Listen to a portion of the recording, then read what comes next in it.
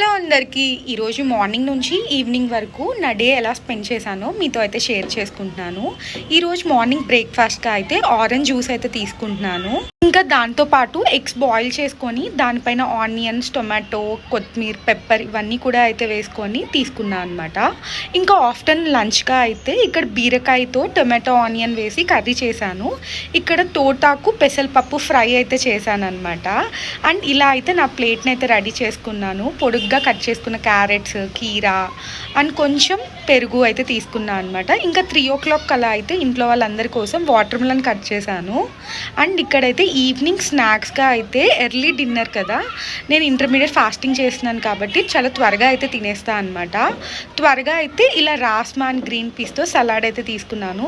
ఇంత కష్టపడి ఈరోజు హెల్తీగా చేస్తే మా హస్బెండ్ ఈరోజు మెక్డానల్డ్స్కి అయితే తీసుకువెళ్ళారు.